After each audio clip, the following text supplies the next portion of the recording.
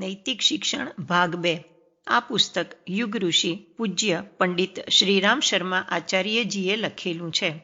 Audio 28 તહેવાર અને સંસ્કાર પ્રેરણાપ્રદ પદ્ધતિથી મનાવીએ. પર્વ તહેવારોની ઉજવણીનો રિવાજ માત્ર હર્ષોત્સવ મનાવવા માટે જ શરૂ થયો નથી. એની પાછળ સમાજ નિર્માણની એક અતિ મહત્વપૂર્ણ પ્રેરક પ્રક્રિયા સમાયેલી છે. કોઈ પૌરાણિક કથાઓની સ્મૃતિ જાળવવા અથવા કોઈ દેવતાની માત્ર પૂજા કરવા માટે પર્વોની સમય તથા ધનનો ખર્ચ કરાવનારી પદ્ધતિ પ્રચલિત કરવામાં આવી નથી. પણ એની પાછળ મુખ્ય પ્રયોજન એ છે કે સામાજિક જીવનની દરેક સમસ્યાને હલ કરવા માટે વર્ષમાં કેટલાક દિવસ એવા રાખવામાં આવે જ્યારે બધા એકઠા થઈને પોતાની વર્તમાન પરિસ્થિતિ ઉપર વિચાર કરવા અને એનો હલ શોધવાનો અવસર મળે. આપણું પ્રત્યેક પર્વ સમાજની કોઈ સમસ્યાઓ પર વિચાર કરવા અને જો વર્તમાન જીવનમાં કોઈ વિકૃતિઓ ઉત્પન્ન થઈ ગઈ હોય તો એનો હલ શોધવા માટે પ્રેરણા આપવા માટે આવે છે. પ્રાચીન કાળમાં આપણા તહેવારોનું આ જ સ્વરૂપ હતું. પર્વો ઉપર હર્ષોત્સવ મનાવવા માટે સ્થાનિક જનતા એક સ્થાન ઉપર એકત્રિત થતી હતી. પૂજા પ્રાર્થનાના ધાર્મિક કર્મકાંડોની સાથે પ્રત્યેક વ્યક્તિગત અને સામાજિક કાર્ય સંપન્ન થાય તે આપણી પ્રાચીન પરંપરા છે. પર્વોત્સવ સમયે પણ એવું જ થતું. ધર્મકૃત્યો પછી મનીષી વિદ્વાનો હાજર જનતાને ઉદ્બોધન કરીને સામાજિક સત્પ્રવૃત્તિઓને અખંડ બનાવી રાખવા માટે ઉદ્બોધન કરતા હતા. તાત્કાલિન સામાજિક પ્રવૃત્તિઓના સંબંધમાં આત્મનિરીક્ષણ અને શુદ્ધિકરણ કરવાનો સહેજે અવસર મળતો. કોઈ વિકૃતિ આંખોથી દૂર રહી શકતી નથી. જે વિકારો ઉત્પન્ન થાય તેનું તાત્કાલિક સમાધાન શોધવામાં આવતું અને સામાજિક પ્રખરતામાં કોઈ ઉણપ ન આવી શકતી. આ પ્રકારે પર્વોત્સવ ઉજવાતા એ એક વરદાન સિદ્ધ થતું હતું અને તે માધ્યમથી રાષ્ટ્રીય અને સામાજિક સુદ્રઢતા નિરંતર બળવત્તર બની રહેતી હતી. આમ તો પર્વ તહેવારો અનેક છે, પણ એમાંથી 10 એવા છે જેને મુખ્ય ગણી શકાય. એમાંના દરેક પર્વની પાછળ કોઈ મહત્વપૂર્ણ સંદેશ અને પ્રયોજન જોડાયેલા છે, જેમ કે ગુરુ પૂર્ણિમા, શિસ્ત અને મર્યાદાઓનું પાલન. બીજું, શ્રાવણી, વૃક્ષારોપણ, આત્મનિરીક્ષણ, ભૂલોનું પ્રાયશ્ચિત અને સુધારણા, નૈતિકતાનું વ્રત ધારણ. ત્રીજું, પિતૃ અમાવાસ્યા, મોટા પ્રત્યે શ્રદ્ધા, સદવ્યવહાર, કૃતજ્ઞતા, સત્પુરુષો અને સત્પરંપરાઓનું અનુસરણ. ચોથું, વિજયાદશમી, સ્વાસ્થ્ય રક્ષા, સંગઠન, મનોબળ, શક્તિ સંચય, અનીતિની વિરુદ્ધ સંઘર્ષ. પાંચમું, દીપાવલી, ઈમાનદારી અને પરિશ્રમપૂર્વક ઉપાર્જન, મિતવ્યયતાપૂર્વક ધનનો સદુપયોગ. છઠ્ઠું, ગીતા જયંતી, ધર્મનિષ્ઠા, કર્તવ્યપરાયણતા, માનસિક સંતુલન, દૂરદર્શિતા. સાતમું, વસંત પંચમી, શિક્ષણ, સદજ્ઞાન, સંગીત, સાહિત્ય, કલા, સુસજ્જા. આઠમું, શિવરાત્રિ, વ્યાપક સહયોગ, સમન્વય, નશા નિવારણ. 9, હોળી, દેશભક્તિ, સ્વચ્છતા, સમતા, વિસ્તાર. 10મું, ગાયત્રી જયંતી અથવા ગંગા દશેરા, વિવેકશીલતા, સદ્ભાવના, આસ્તિકતા, સત્પ્રવૃત્તિઓનું અભિવર્ધન. આ તહેવારોની પાછળ જે ઇતિહાસ જોડાયેલો છે તથા જે વિવિધ કૃત્યોની સાથે એમને ઉજવવામાં આવે છે એની પાછળ કઈ પ્રેરણા અને પ્રશિક્ષણની ભૂમિકા સમાયેલી છે તે મૂળ પ્રયોજનની રક્ષા કરવી જોઈએ, જેને કારણે એનો રિવાજ શરૂ કરવામાં આવ્યો હતો. સાપ ગયા, લીસોટા રહ્યા. લીસોટા પણ લાકડી મારવાથી કંઈ ન વળે. આપણે એ પ્રાચીન પરંપરાને પુનર્જીવિત કરવી જોઈએ અને પર્વોને એ જ રીતે પુનઃ ઉજવવાનું શરૂ કરવું જોઈએ જેવી રીતે પૂર્વકાળમાં ઉજવવામાં આવતા હતા. દરેક પર્વની ઉજવવાની વિધિ અને વ્યાખ્યા આમ તો નાની પુસ્તિકાઓના રૂપમાં છાપવામાં આવી છે, પણ સંક્ષિપ્તમાં એ જાણી લેવું જરૂરી છે કે પર્વના દિવસે વ્યક્તિગત રૂપથી ઘરમાં જે પણ ક્રિયાકૃત્ય કરવામાં આવતા હોય તે ઉપરાંત સામૂહિક રૂપથી એવી વ્યવસ્થા કરવી જોઈએ જેમાં વધુમાં વધુ લોકો ભાગ લે, હળીમળીને ધાર્મિક કર્મકાંડ સંપન્ન કરવામાં આવે અને એ જ સુસજ્જિત ધર્મમંચ દ્વારા પર્વ સાથે સંબંધ ધરાવતી પ્રેરણા વિશે સ્પષ્ટ વિચારો પ્રકાશિત કરવામાં આવે. જો આ સંદર્ભમાં તે દરમિયાન કોઈ વિકૃતિઓ ફેલાઈ ગઈ હોય તો તે સુધારવા માટે લોકોને કહેવું અને એની સુધારણા માટે વ્યવહારિક માર્ગ બતાવવો. આ રીતે પ્રત્યેક પદ્ધતિથી ઉજવવામાં આવતા આ પર્વ તહેવાર લોકશિક્ષણની અતિ મહત્વની ભૂમિકા સંપાદિત કરી શકે છે. સામાજિક ઉત્કર્ષને માટે લોકશિક્ષણની આજે કેટલી જરૂરિયાત છે એટલી પહેલાં ક્યારેય ન હતી. એથી જ્ઞાની વ્યક્તિએ ધર્મમંચના માધ્યમથી ભારતીય જનતાને યોગ્ય માર્ગદર્શન આપવા માટે એ પુણ્ય પરંપરાઓને પુનર્જીવિત કરવાને માટે પ્રબળ પ્રયત્ન કરવો જોઈએ.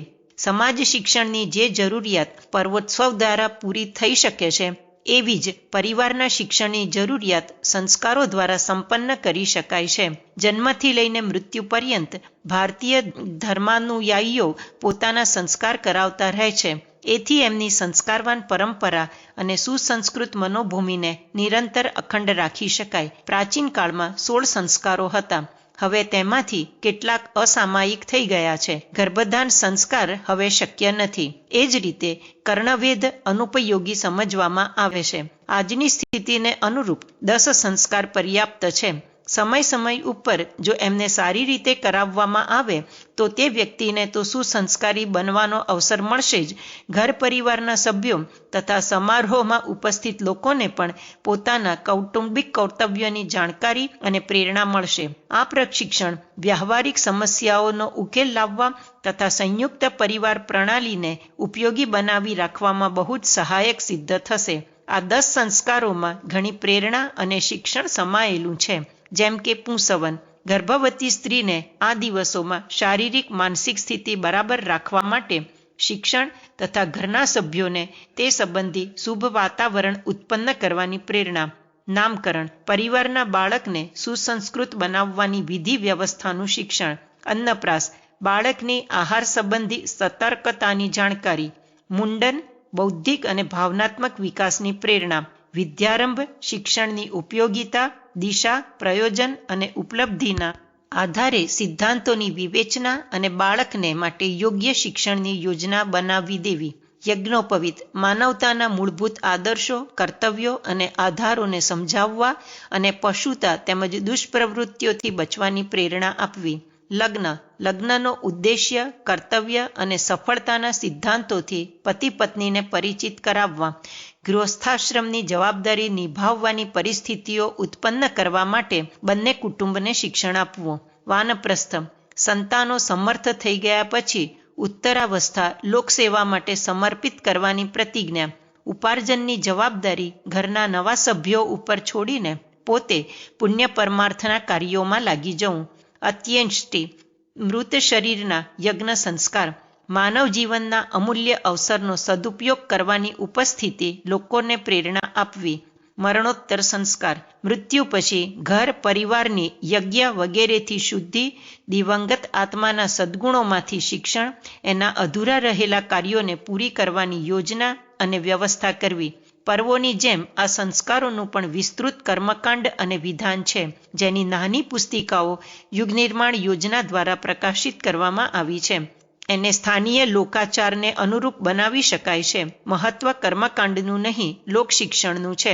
આ ઉદ્દેશ્ય ધ્યાનમાં રાખવો અને ઉપસ્થિત લોકોને એ અવસર સંબંધી સમસ્યાઓ હલ કરવા માટે પ્રશિક્ષિત કરવામાં આવે. સમગ્ર શેરી કે ગામને એકત્રિત કરીને સામૂહિક રૂપથી જો પર્વ મનાવવામાં આવે તો તેમાં ધર્મશ્રદ્ધાને આધારે લોકો એકઠા થશે.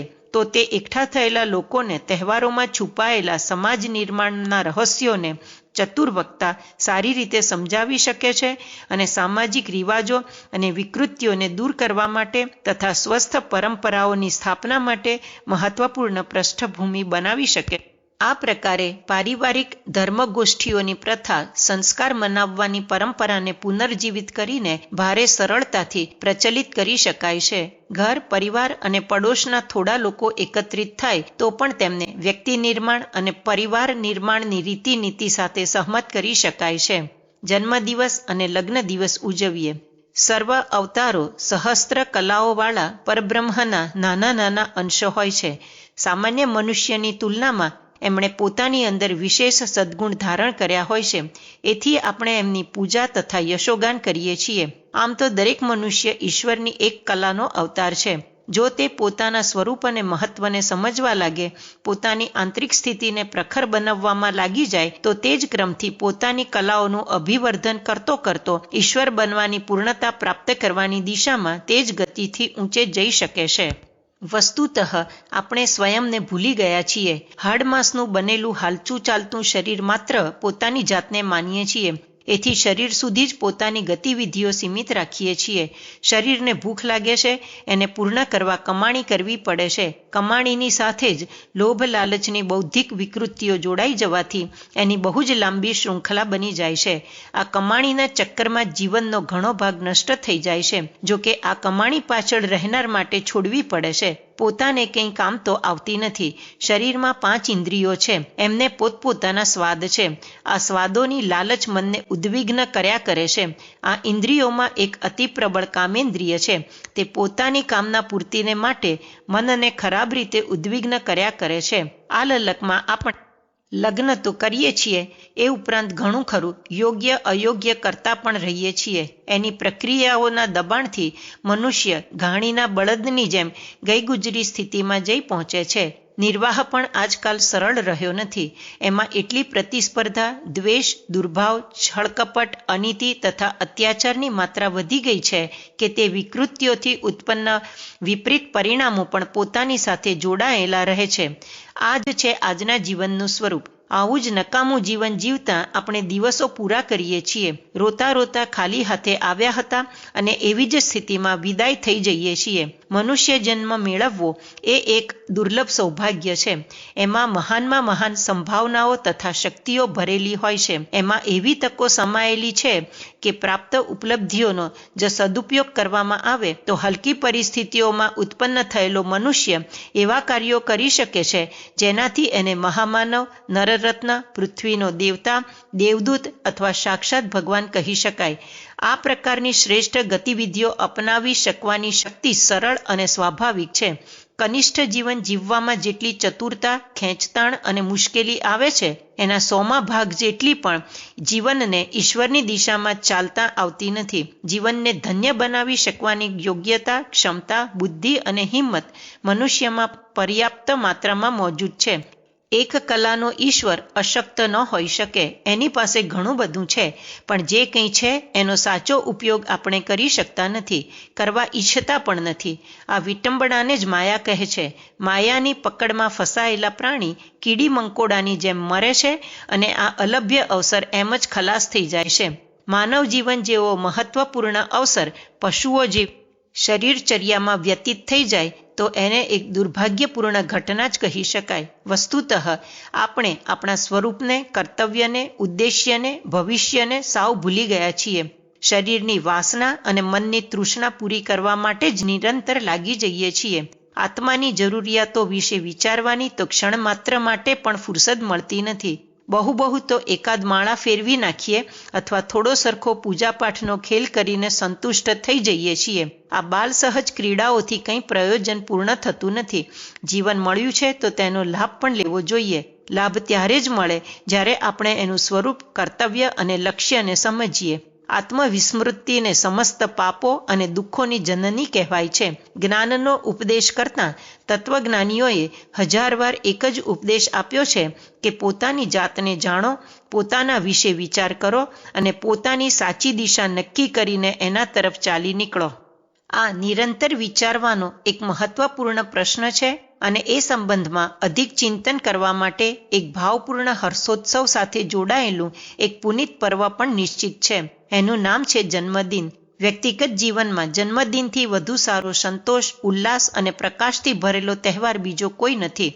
સંતોષ એ વાતનો છે કે 84 લાખ વર્ષ પછી આપણે એક અલભ્ય અવસર પ્રાપ્ત કરી શક્યા છીએ. ઉલ્લાસ એ વાતનો છે કે આપણે ઈચ્છીએ તો આપણી દિશા બદલીને આજની તુલનામાં લાખ ગણી મંગલમયી પરિસ્થિતિઓ પ્રાપ્ત કરવાની ક્ષમતાથી ઓતપ્રોત છીએ. પ્રકાશ એ વાતનો છે કે શરીર તથા મનની ગતિવિધિઓને સાચી દિશામાં નિયોજિત કરવાનું સંભવ બની રહ્યું છે અને આપણો કાયાકલ્પ જોઈ શકાય છે. યુગ નિર્માણ યોજના દ્વારા જન્મદિવસ મનાવવા ઉપર બહુ ભાર મૂકવામાં આવ્યો છે.